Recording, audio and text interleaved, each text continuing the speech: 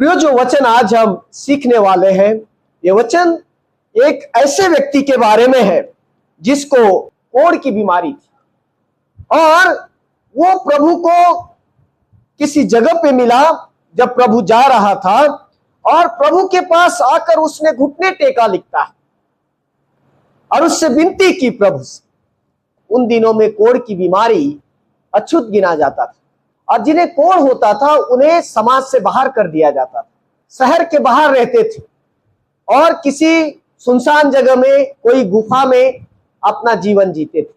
क्योंकि कोढ़ की बीमारी फैलने वाली बीमारी होती है, इसलिए इसे रोकने के लिए इसी प्रकार के नियम लगाए जाते थे।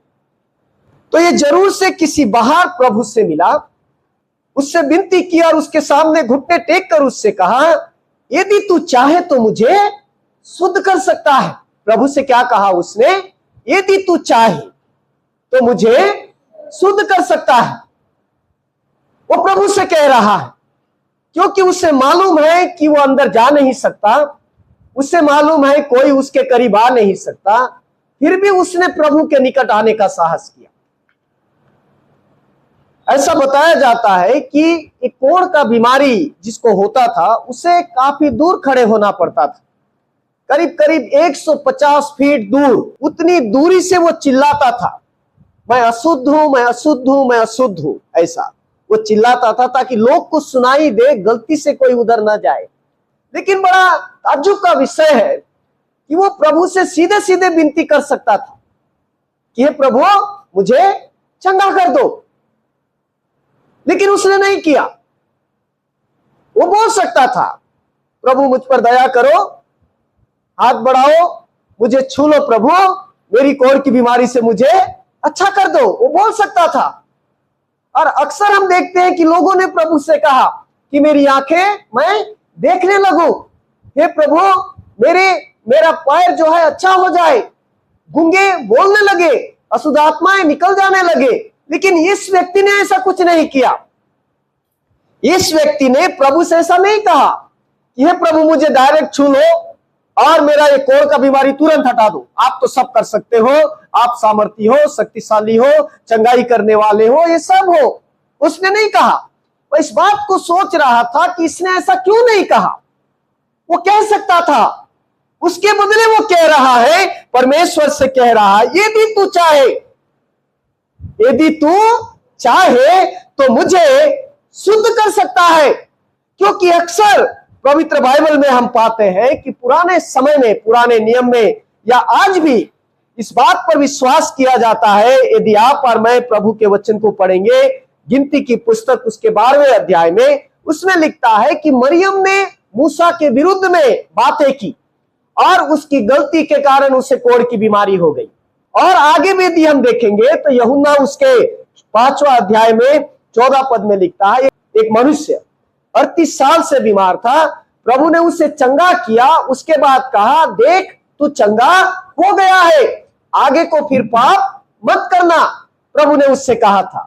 मतलब ये संदेश आता है कि बीमारियां अक्सर पापों के कारण मनुष्य के जीवन में आती है और उन गलतियों के कारण हो सकता है ये व्यक्ति जानता था कि उसने पाप किया है और जिसके कारण इस कोढ़ की बीमारी का वो शिकार हो गया है। हो सकता है उसे इस बात की जानकारी थी कि उसने गलत किया है और उस गलती के कारण उसे इस बीमारी से होकर जाना पड़ा है और वो अपने जीवन में उस गलती के लिए दुखी और पछतापी था और अपनी गलतियों के कारण वो इस बात को जानता था कि प्रभु चाहे तो मुझे क्षमा कर सकता है, मैं तो गलत किया हुआ इंसान। ये संभव है, ऐसा हो सकता है कि उसने ऐसा इसलिए कहा क्योंकि उससे मालूम था कि उसने जो गलतियां की है, जो पाप उसने किए हैं, उसके कारण उसके जीवन में ये बीमारी आई।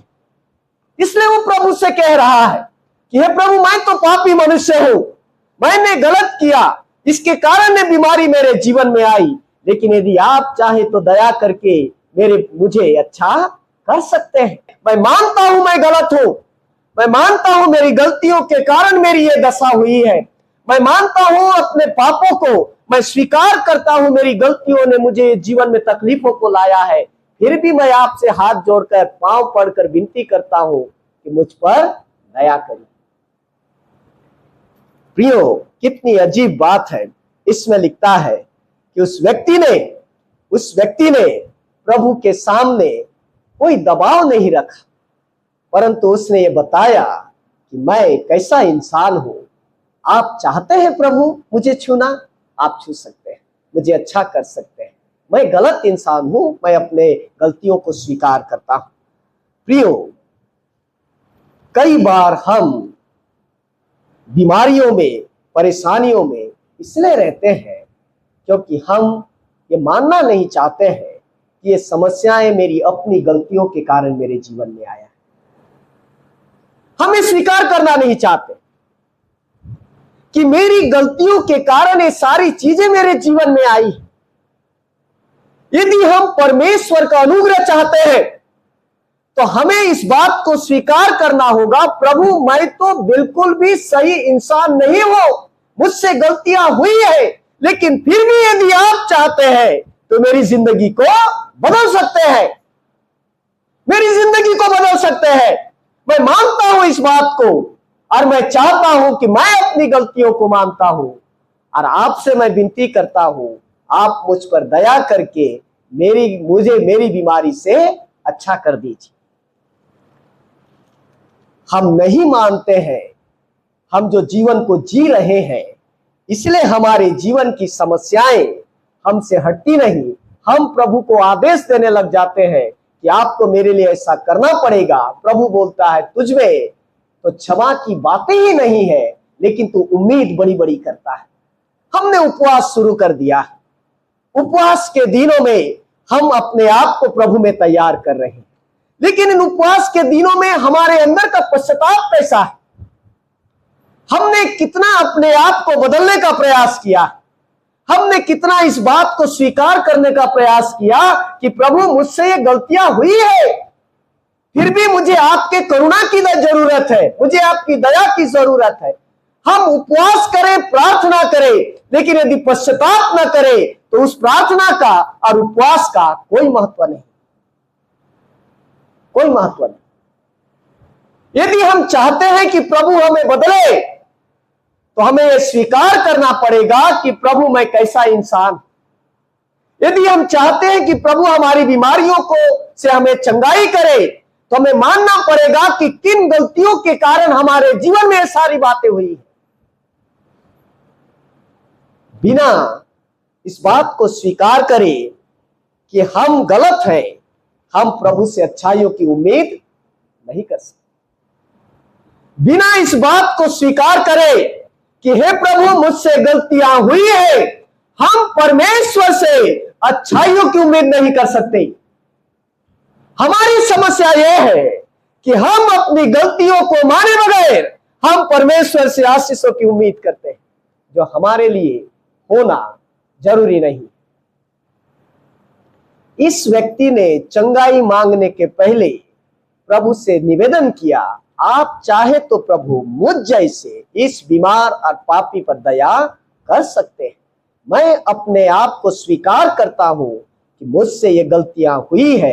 मैं आपको आदेश नहीं देता, मैं आपको सीधे मुझे छूने को नहीं कहता, आपसे मैं इतना कहता हूं, आपकी इच्छा है कि मुझ जैसे इस बीमार और अछूत को छूने की इच्छा है, आप छूना चाहते हैं, आप मुझे छूइए। इसलिए परमेश्वर के वचन में लिखा है, देखिए नीति वचन 28 उसका 13वां पद में लिखता है, जो अपने अपराध छिपा रखता है, जो अपने अपराध छिपा रखता है उसका कार्य सफल नहीं होता। जो अपने अपराध छुपा कर रखता है उसका कार्य सफल नहीं होता, परंतु जो उसको मान लेता है मैं गलत हूं, कह लेता है कि मैं गलत हूं, या मान लेती है या मान लेता है कि प्रभु मुझसे गलतियां हुई है, इसमें लिखता है, परंतु जो उसको मान लेता और छोड़ भी देता है उस पर दया की जाएगी। परमेश्वर की दया उसके लिए है जो अपने आप की गलतियों को मानना जानता है। उपवास क्यों करें हम यदि हमें गलतियों को मानने की इच्छा नहीं है? क्योंकि उस उपवास से परमेश्वर प्रसन्न नहीं है। उन प्रार्थनाओं से भी प्रसन्न नहीं है। जब हमारे अंदर एक दूसरे के लिए बैर है, हम उन प्रार्थनाओं का कोई अर्थ नहीं।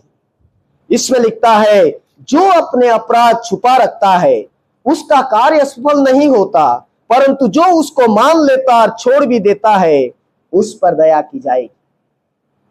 प्रियो, कभी कभी हम केवल बाहरी रूप से ही सब कुछ करते हैं, लेकिन प्रभु चाहता है कि हम वास्तव में अपने आप को तोड़ें प्रभु के सामने। क्या को तोड़े?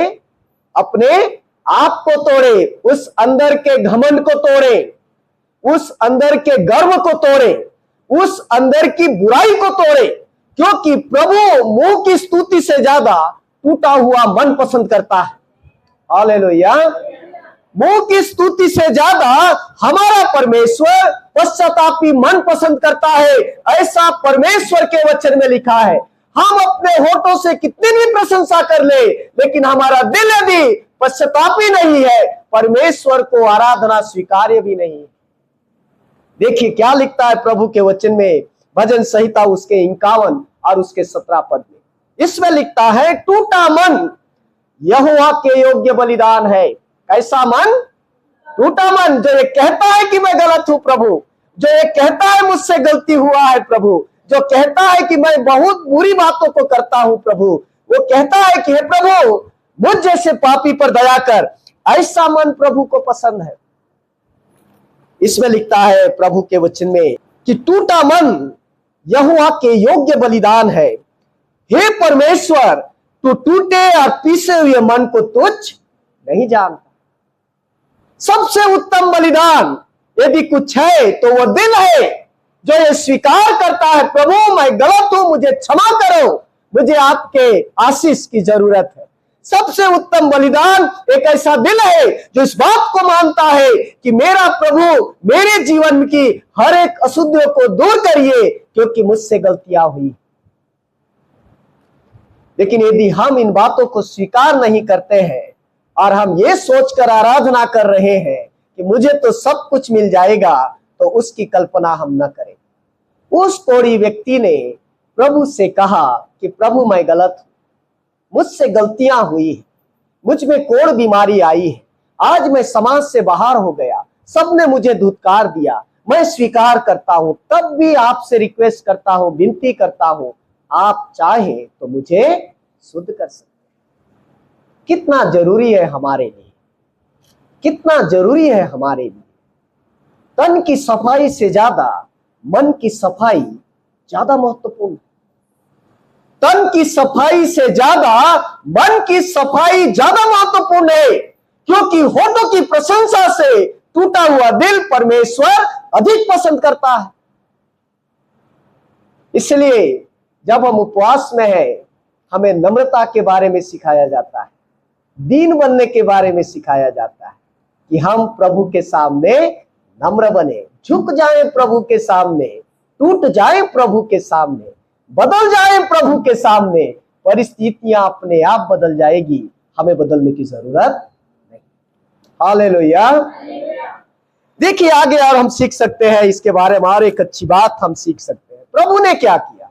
उसने उस पर तरस खाकर हाथ बढ़ाया और उसे छूकर कहा, मैं चाहता हूं कि तू शुद्ध हो जा। क्या किया प्रभु ने? उस व्यक्ति की दशा को देखकर, उसके मन के पश्चाताप को देखकर, उसके प्रभु के सामने झुक जाने को देखकर प्रभु ने तरस खाया। प्रभु ने एक प्रश्न नहीं पूछा उससे, तू तो इतना बड़ा पापी है, इसलिए तो तुझे बीमारी हुआ है, आज यहां आकर क्या कर रहा है मेरे साथ? प्रभु ने पूछा? नहीं पूछा। प्रभु ने उसका दिल देखा कि वास्तव में इस व्यक्ति के अंदर एक पश्चातापी दिल है, वास्तव में इस व्यक्ति के अंदर एक टूटा हुआ दिल है। प्रभु ने उससे प्रश्न नहीं किया, प्रभु ने उससे कुछ नहीं कहा, और इसलिए लिखता है उसने तरस खाकर हाथ बढ़ाया, उस पर दया किया प्रभु ने, जो दया के लायक नहीं था। तरस किसको कहते हैं? What does it mean to be compassionate? जो डिजर्व नहीं करते, जो किसी लायक नहीं है, ऐसे लोगों पर भी दया करना, उसे तरस खाना कहते हैं। इसका अर्थ यह है वो व्यक्ति दया के लायक नहीं था, वो व्यक्ति क्षमा के लायक नहीं था, वो व्यक्ति चंगाई के लायक नहीं था, फिर भी प्रभु ने उसके विनती को इनकार नहीं किया। हमको क्या लगता है, हमारी खुशियां कि हम लायक हैं जो हमें प्रभु दे रहा है? क्या हमारे काम इतने अच्छे हैं कि प्रभु बोल रहा है वाह वाह वाह मेरी बेटी मेरा बेटा कितना कितना श्रेष्ठ है मेरा बच्चा? प्रभु कह रहा है क्या ऐसा? क्या बोल रहा है हमारे बारे में? प्रभु ने देखा, उस पर तरस खाया लिखता है, और हाथ बढ़ाया प्रभु ने और उसे छुआ लिखता है प्रभु ने, और कहता है मैं चाहता हूं कि तू अच्छा हो जा, मैं चाहता हूं कि तू अच्छा हो जा। परमेश्वर चाहता ही है कि हम अच्छे हो जाएं, हमारी अच्छाइयों के कारण नहीं, लेकिन हमारे पश्चाताप के कारण परमेश्वर हमें अच्छा करना चाहता है। हालेलुया। हमारी गलतियों को मानने के कारण परमेश्वर हमसे अच्छा करना चाहता है। हम में कोई अच्छाइयां नहीं है, हम कोई बहुत सुंदर साफ और हर बात में अच्छे वाले लोग नहीं है, लेकिन इसलिए कि हम झुककर प्रभु से प्रार्थना करते हैं, परमेश्वर हम पर दया करता है। याद रखिए, इस भवन में जब हम झुककर प्रार्थना करते हैं प्रभु का, इसीलिए प्रभु हम पर दया करता है। इसलिए दया नहीं करता कि हम में बहुत सारी खूबियां हैं या फिर हम बहुत श्रेष्ठ प्रजा के लोग, लेकिन हम सिर झुकाकर उस परमेश्वर से प्रार्थना करते हैं कि हे प्रभु मुझ पर दया कर, इसीलिए प्रभु हम पर दया करता है। हालेलुया। इस बात को याद रखिए, यदि हमारी खुशहाली हमारे जीवन में है, यदि आज हमारे बच्चे हमारे परिवार सुरक्षित है, ये इसीलिए है क्योंकि हम प्रभु के घर में अपने सरों को झुकाकर उस परमेश्वर से खुशहाली की प्रार्थना करते हैं, और वो परमेश्वर हमारी खुशहाली में रुचि रखता है, इसलिए हमारी जिंदगियों में सारी आशीष देता है। हालेलुया। वे परमेश्वर का प्यार है हमारे लिए, यह है परमेश्वर का प्यार जो वह हमसे करता है, यह है परमेश्वर की आशीष जो हमसे करता है, क्योंकि हमारा परमेश्वर हमारी प्रार्थनाओं को अनसुनी नहीं करता, वो प्रार्थनाओं का उत्तर देने वाला परमेश्वर है। स्मरण रखिए, जिस घड़ी हम प्रभु के सामने सर झुकाते हैं, उसी घड़ी हम परमेश्वर के सामने स्वीकार्य हो जाते हैं। इसलिए क्योंकि प्रभु हम पर तरस खाना चाहता है, हम पर दया करना चाहता। हम इस योग्य नहीं है कि हमें सारी आशीषें मिले, लेकिन ये परमेश्वर की दया है, उसकी करुणा है जो वो हम पर करना चाहता है। इसलिए परमेश्वर के वचन में लिखा है, आयसाया 43:25, इसमें लिखता है मैं वही हूं जो अपने नाम के निमित्त तेरे अपराधों को मिटा देता हूं। किसके कारण? हमारे लिए कारण नहीं, अपने स्वयं के नाम के कारण, क्योंकि वह करुणा निधान अनुग्रहकारी दयालु कृपालु दुख देकर पछताने वाला है। अपने नाम के खातिर मैं तेरे अपराध को मिटा देता हूं, प्रभु कहता है। हमारी अच्छाइयों के कारण नहीं, अपने नाम के कारण। यहोवा दयालु कृपालु अनुग्रहकारी और विलंब से क्रोध करने वाला है। अपने नाम के खातिर हमारे पापों को वो मिटा देता है। चल ठीक है, जाने दे, मैंने माफ कर दिया, प्रभु कहता है। इसमें लिखता है प्रभु के वचन में, मैं वही हूं जो अपने नाम के निमित्त तेरे अपराधों को मिटा देता हूं और तेरे पापों को स्मरण भी ना करूंगा, प्रभु कहता है। जिस समय तूने मुझसे विनती किया, मैं इसी समय तुझे बताना चाहता हूं, अपने नाम के खातिर मैं तेरे पापों को मिटा डालूंगा और याद भी ना करूंगा, प्रभु कहता है। ऐसा महान है हमारा परमेश्वर, हम पर तरस खाने वाला परमेश्वर, हमारी गलतियों को याद न करने वाला परमेश्वर, जब हम प्रभु के सामने झुक जाते हैं। प्रियो, प्रभु का वचन यशायाह उसके 44 और 22वां पद में लिखता है, मैंने तेरे अपराधों को काली घटा के समान और तेरे पापों को बादल के समान मिटा दिया है। मेरी ओर फिर लौटा, प्रभु कहता है, मैंने तुझे छुड़ा लिया है। हालेलुया। यह है परमेश्वर का प्यार परमेश्वर के लोगों के लिए। प्रभु ने उस पर तरस खाया जबकि वो उसके लायक नहीं था, लेकिन तब भी प्रभु ने कहा, इसलिए कि तूने सर झुका लिया, इसलिए कि तूने घुटनों में आ गया, इसलिए कि तू इस बात को मानता है कि मैं गलत हूं, प्रभु मैं तुझ पर दया करूंगा। और प्रभु ने उसे छूकर उसकी कोढ़ की बीमारी से अच्छा कर दिया और प्रभु ने उसे उसका जीवन वापस कर दिया। याद रखिए, हमें जीवन परमेश्वर की क्षमा के कारण मिला है, क्योंकि उसने हमें क्षमा किया इसलिए हमें जीवन मिला। यदि प्रभु हमें क्षमा न किया होता तो इस जीवन के जगह में हमें दंड मिला होता, चेहरे की खुशी की जगह में आंखों में आंसू मिले होते। लेकिन उसने ऐसा नहीं किया। वो परमेश्वर हमारे आंसुओं को पोंछ डालने वाला परमेश्वर है। इसलिए जब कभी हम प्रभु के सामने सर झुकाएं, इस बात को स्मरण रखें कि प्रभु हमारे पापों को क्षमा करके हमें खुशहाली वापस देता है। अपने घुटने और अपने जीवन प्रभु के सामने कभी भी झुकने से रुके नहीं, उस परमेश्वर की महिमा करने से रुके नहीं, क्योंकि वही है जो हमारे पापों को काली घटा के समान और बादल के समान मिटा देता है। वो कहता है, मैंने तुझे बुला लिया है, मैंने तुझे चुन लिया है, आजा मेरे पास, मैं तुझे जीवन देना चाहता हूँ। हमारी जीवन की खुशहाली और सारी आशीषें इसलिए हमें मिली है क्योंकि प्रभु ने हमें क्षमा किया। हालेलुया। उस परमेश्वर की हम महिमा करने के लिए इस भवन में आते हैं। उस परमेश्वर को हम धन्यवाद देते हैं जो हमें जीवन देता है, हमारी गलतियों को माफ करता है और हमें सुंदर जीवन से, खुशियों से, आशीषों से भर देता है। हम उपवास में इसलिए अपने जीवन के अंदर वो दिल लाए जो प्रभु को स्वीकारे। कैसा दिल प्रभु चाहता है? टूटा हुआ दिल, जिसमें घमंड नहीं है, जिसमें नफरत नहीं है, जिसमें ईर्ष्या नहीं है, जिसमें क्रोध नहीं है, जिसमें किसी की बुराई नहीं है। वो दिल प्रभु चाहता है, जिसमें अच्छाई है, प्रेम है, दया है, जिसमें सारी भलाई और कृपा है। वो दिल प्रभु चाहता है ताकि वो हम पर दया करे और हमारे जीवनों को आशीषित करे। हालेलुया। हम प्रार्थना करेंगे।